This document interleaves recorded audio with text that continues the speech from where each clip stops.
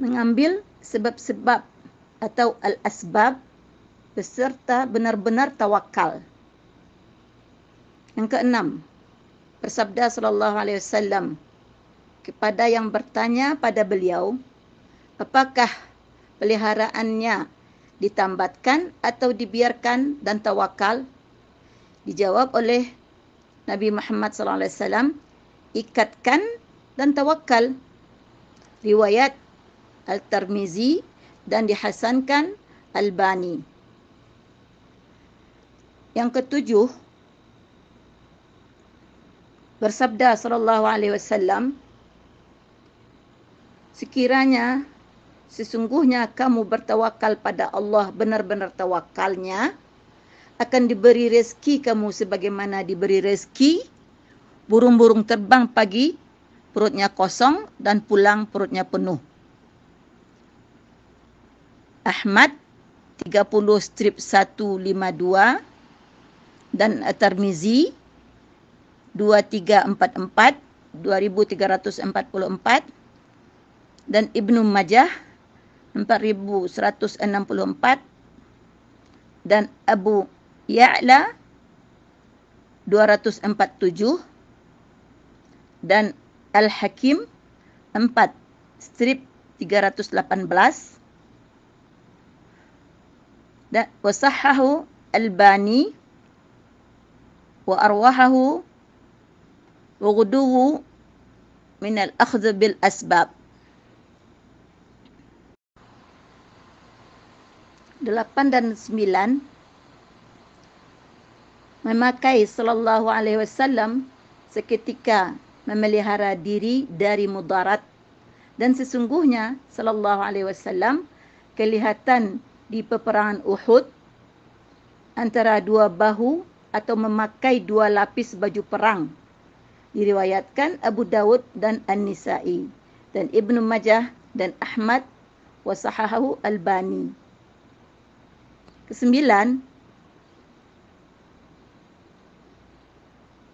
berkata syarah Aqidah At-Tahawiyah, dan sesungguhnya bersangka sebahagian manusia bahawa tawakal menafikan al-ihtisab atau berusaha, atau menafikan beramal dan meminta pencaharian, dan membiasakan al-asbab, dan jikapun urusan jika sudah ditakdirkan dan tidak memerlukan al-asbab, dan ini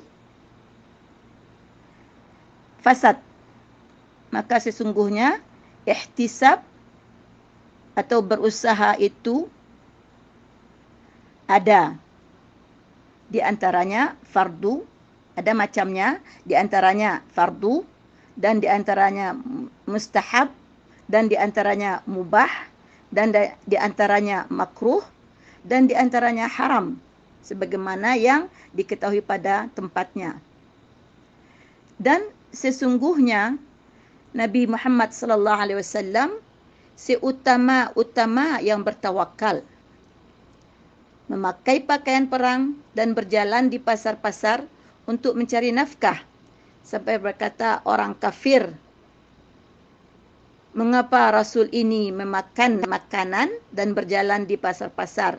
Daripada surat Al-Furqan ayat yang ke-7.